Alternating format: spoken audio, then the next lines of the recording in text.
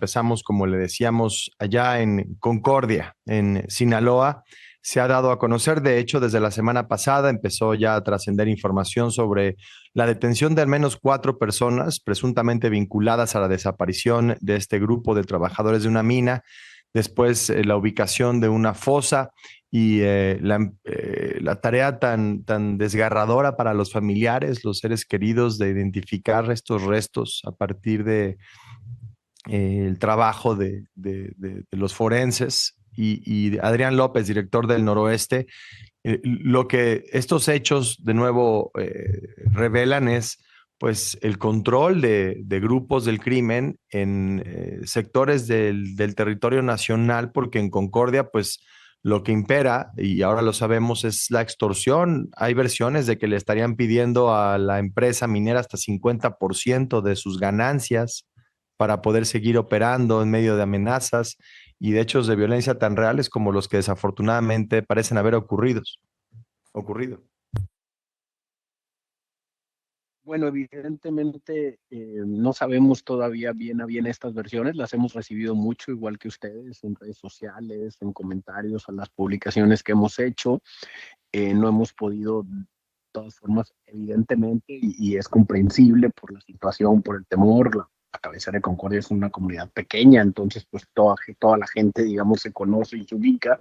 Y lo que hemos atestiguado ahora que estamos haciendo esta cobertura y pues yendo diario prácticamente al sitio de la fosa en el Verde, pues es que hay mucho miedo, ¿no? Los pueblos se sienten muy vacíos, la gente no quiere hablar, nadie quiere opinar. No solamente ocurre en Concordia, ocurre en buena parte de los municipios de la zona sur del estado.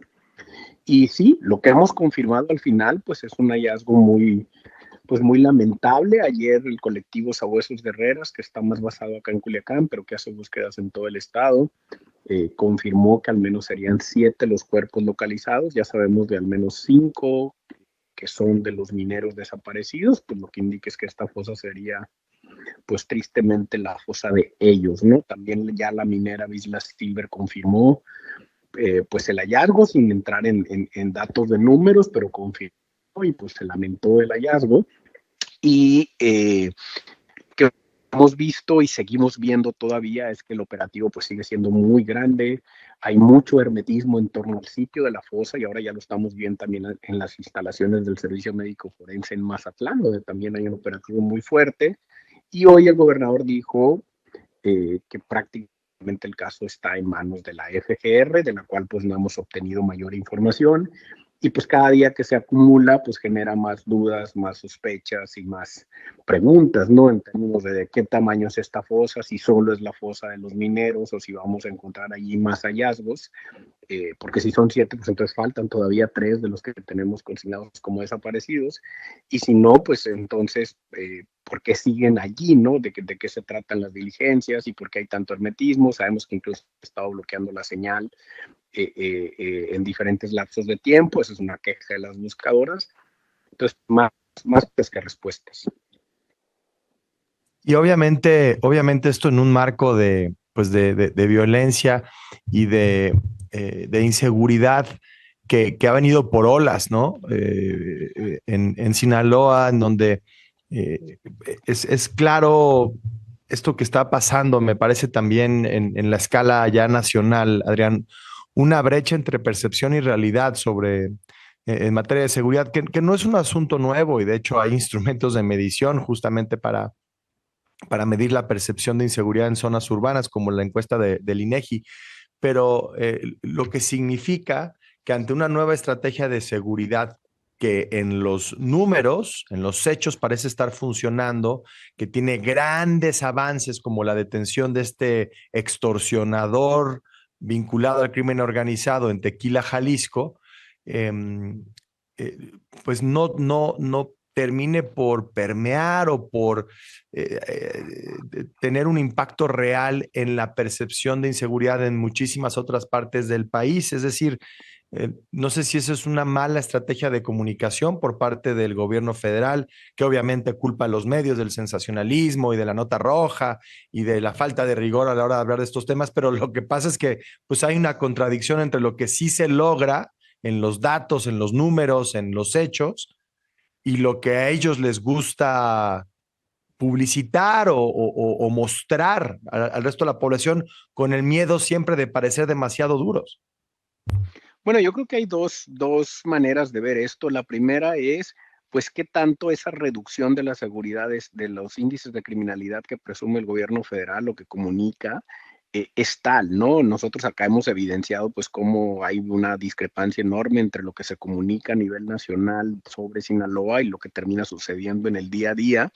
Segundo, también habría que decir que a lo mejor sí están bajando, empezaron a bajar en este año con este gobierno, pero venimos pues de una década prácticamente, si no es que más, desde que inició la guerra contra el narco, pues viendo índices de criminalidad creciendo en todos los sentidos y pues hay evidentemente un hartazgo acumulado, una impunidad acumulada, una gran cantidad de víctimas, etcétera. Entonces digamos que el cambio en la percepción no tendría por qué ser inmediato, ¿no? Casos como el de Sinaloa, donde las violencias emergen de un día a otro, pues bueno, generan otro tipo de impactos, pero, pero la verdad es que pues también es imposible que cambien como cambia el dato estadístico, ¿no? Me explico. Entonces, yo creo que ahí hay una demora o que tarde o temprano tal vez se empiece a notar, pero hay una tercera que yo creo que es algo de lo que es el elefante en la sala, que es, estamos hablando de la reducción de los asesinatos a tasas de doble dígito, veintitantos, treinta y tantos, cuarenta y tantos, dependiendo de los estados, pero nunca ha estado en esa narrativa, Enrique, el tema de los desaparecidos. Y los desaparecidos ya son más que los asesinatos en muchos estados del país. Y el desaparecido además genera otras cosas, ¿no? Es una herida permanentemente abierta, de ahí sale una causa de una mamá que va a buscar a su hijo, a su hija o a su pariente, claro. Los vamos a ver marchar, o sea, algo que a mí me impacta mucho aquí en Sinaloa es que desde hace mucho, en cualquier marcha de lo que sea, para tema político, para tema social, el contingente más numeroso ya son los colectivos de buscadoras. Y eso te habla pues de la acumulación de un problema al que el gobierno federal ni se refiere, pero que además ni siquiera han tenido la más nula capacidad de combatir, de abatir. O sea, no hay nada ahí que diga que con el tema de los desaparecidos se está haciendo algo que impacte. Sí, que se avanza. O que haya incluso, ¿no? Por ejemplo, mucho más presupuesto para la identificación de cuerpos fuera de casos como este, ¿no? En el que hay una gran atención mediática. ¿Qué tal, Adrián? Te saluda Fernanda Caso. Quisiera preguntarte además sobre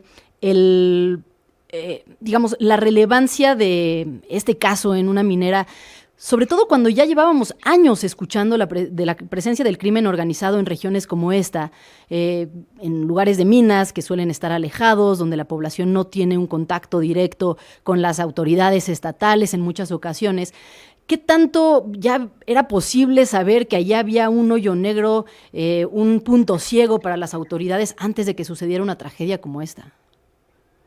Bueno, a ver, no, pues históricamente vivió ese equilibrio mafioso, ¿no? De arreglos por debajo de la mesa, de sobreentendidos, digamos, de cómo cohabitar con ese crimen organizado. Obviamente en estas zonas rurales, pues es todavía eso mucho más contundente y estaba más afianzado. Lo que pudimos averiguar, y sí es preocupante, y ayer lo publicamos, es que en abril del año pasado Isla Silver tuvo que parar por cuestiones de seguridad. Lo comunicaron así, y eso significa que ya había un antecedente ahí que debió encender los focos rojos antes del rapto masivo de todos estos mineros que ahora estamos encontrando asesinados, y pues desde entonces debimos haber tenido una estrategia de prevención o una estrategia de seguimiento pues para dar con los responsables de esto.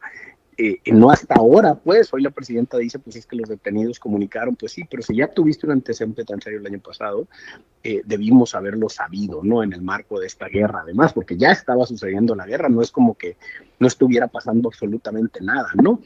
Más bien, pues lo que vemos otra vez es que la estrategia es enviar un montón de militares, un montón de fuerzas federales, pues como dice el dicho, ¿no? Ahogado el niño, y lo grave es que pues está teniendo un profundo en la narrativa nacional sobre Sinaloa y va a tener un profundo impacto en el tema económico. Estamos hablando de una minera canadiense y la mayor parte de las minas que en Sinaloa son canadienses. Sí. Pues Adrián López, como siempre, te agradecemos muchísimo estos minutos en tiempo real, la información, y seguiremos muy pendientes del asunto, sobre todo pues en esta, de nuevo, tarea tan cruda, tan difícil para los seres queridos, para los familiares de estos ingenieros, empleados de la mina, de tener que desplazarse a eso, a identificar los restos de sus seres queridos y a tratar de entender qué fue lo que pasó con ellos en medio de toda esta violencia. Gracias, Adrián, muy buenas tardes. Claro, gracias, y habría que ser muy serios, ¿no?, con el tema. Claro, sin duda, sin duda. Hacemos una pausa, ya volvemos en tiempo real.